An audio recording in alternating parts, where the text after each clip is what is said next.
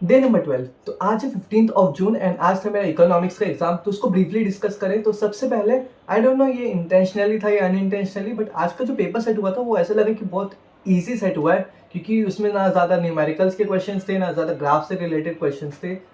May be moral boost करने के लिए या जो भी है, उतना अच्छे से आइडिया नहीं। बट आने के बाद सबसे पहला मैंने जो काम किया वो ये था कि मैंने पॉइंट्स टू रिमेंबर कर दिया, क्योंकि मैंने आज इकोनॉमिक्स छुआ है। अब ये डायरेक्ट मैं इकोनॉमिक्स की बुक छूंगा 24 जून को पेपर नंबर 3 देने के बाद।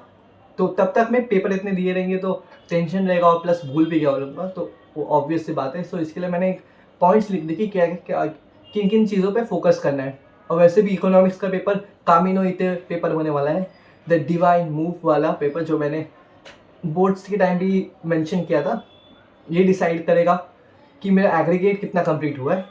सो सबसे पहले मैंने अपने जो मैंने मेंशन किया है उसमें से ये था कि पहले मैंने बहुत बार बोला है कि first fifth and 10th chapter जो है वो उसको कोर चैप्टर रखने वाला हूँ। बट अभी वो लिस्ट एक्सटेंड होके फर्स्ट फिफ्थ 10th 9th जो चैप्टर है वो एंड सेकेंड चैप्टर, इसमें थर्ड और फोर्थ के भी एलिमेंट आते हैं। थर्ड का ऑलमोस्ट स्टार्टिंग का, ऑलमोस्ट मतलब पूरा ही, और ये फोर्थ चैप्टर का थोड़ा बहुत स्टार्टिंग का। सो ये है जो 6th 7th और 8th चैप्टर होने वाले हैं उनके भी थोड़े थोड़े देख लूंगा। जो इनके जो न्यूमेरिकल्स वाले रहेंगे, जो फॉर्मूला बेस्ड रहेंगे, उनके कुछ कुछ स्पेसिफिक फॉर्मूला लर्न कर लूंगा, क्योंकि सब तो याद होने से रहे। बट जो मेन टॉपिक्स से जो ऑब्वियस क्वेश्चन आते हैं कि नेशनल इनकम में क्या क्या इंक्लूड होना चाहिए, क्या ये नेशनल इनकम है, या जो अलग अलग पब्लिक फाइनेंस से रिलेटेड जो क्वेश्चंस आते हैं, सो उन पे अच्छे से कर सकता हूँ। वो मेंशन किया था मैंने। और एक और चीज़ मेंशन किया था जो था 10th चैप्टर में बहुत सारे ईयर्स, डेट्स और परसेंटेज मेंशन है। सो वो बहुत कन्फ्यूजन हो जाता है। प्लस उसके साथ साथ फर्स्ट चैप्टर में भी और बाकी के जितने भी, मेनली ये तो सब में कॉमन है कि बहुत सारे जो हैं इकोनॉमिक्स के नेम्स मेंशन है। तो उनने क्या कौन सी बुक लिखी और कौन सा टॉपिक दिया, कौन सा कॉन्सेप्ट दिया, तो उसका भी एक मेंशन करना है। मैंने कुछ कुछ लिखे हैं एंड कुछ कुछ और इंक्लूड कर दूंगा। सो ये था इकोनॉमिक्स की बात। ये सब मैंने और भी बहुत सारे टॉपिक्स लिखे हैं कि जो जो second chapter, third chapter and fourth chapter में कुछ कुछ न्यूमेरिकल्स हैं जो कंपैरेटिवली अभी देखा जाए तो इजी लगता है। पहले बहुत हार्ड लगता था क्योंकि तब 6th 7th 8th का ये नहीं पता था कि उनमें और भयंकर वाले न्यूमेरिकल्स आने वाले। सो अभी मैंने इन पे अच्छे से फोकस करना है। जितना मार्क्स मिल सके उतना अच्छा रहेगा। और मैंने मेंशन किया ना कि 74 से 77 मैंने इसमें अटेम्प्ट किया है।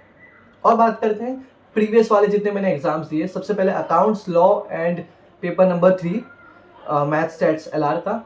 तो उसमें मैंने सब मेंशन किया था बट उसके मार्क्स मेंशन नहीं किए थे। अभी मार्क्स आए तो मैं बताता हूँ। सबसे पहले अकाउंट्स में आया था मुझे 42.5 के अराउंड, बट 42 समझते हैं, सब में हाफ हाफ हटा देता हूँ। फिर आता है लॉ का, उसमें मुझे एग्जैक्ट 40 आया एंड मैथ्स में भी एग्जैक्ट 40 आया। अभी इकोनॉमिक्स का मार्क्स तो अभी तक आया नहीं, सो अभी तक बोल नहीं सकते कि कितना आएगा। बट अजम्पशन के हिसाब से 55 to 60 के आसपास रहेगा। अगर कुछ कुछ क्वेश्चन जो मैंने एक्स्ट्रा अटेम्प्ट किए थे वो अगर माइनस करने के बाद, नेगेटिव मार्क्स माइनस करने के बाद। सो ये था इकोनॉमिक्स का पेपर।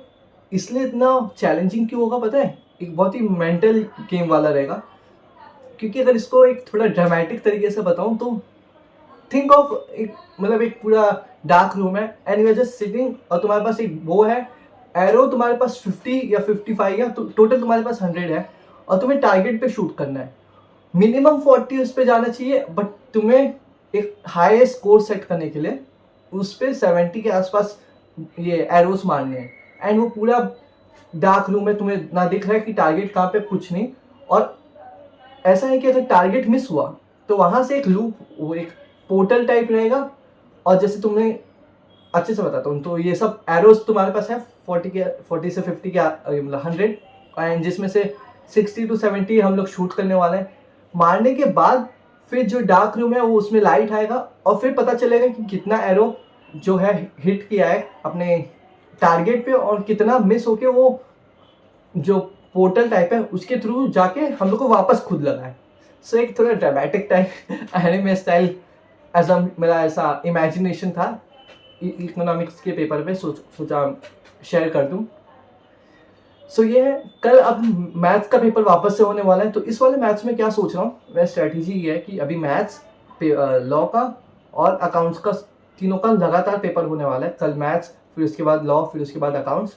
तो इसमें क्या सोच रहा हूँ कि जितने भी टॉपिक्स मैंने प्रीवियस में मिस किए थे वो इस वाले में कंपेंसेट कर लूँ। जैसे सेंट्रल टेंडेंसी, डिस्पर्शन और थियरी वाले चैप्टर्स जो मैंने थे वो उतना कर नहीं पाया था, तो अभी ये वाले में करना है। लॉ में कॉन्ट्रैक्ट वाले अच्छे से करना है, ये जो कंपनीज मैंने इसका थोड़ा बहुत किया था, सोगा का करना है अच्छे से, पार्टनरशिप का करना है। सो इन वाले टॉपिक्स पे अच्छे से फोकस करना है।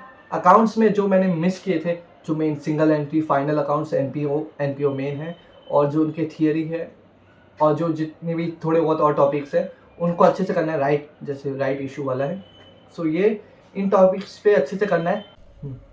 सो ये है अभी तक का plan. So that was it. बहुत ज़्यादा लंबी वीडियो हो चुका है, सो थैंक यू।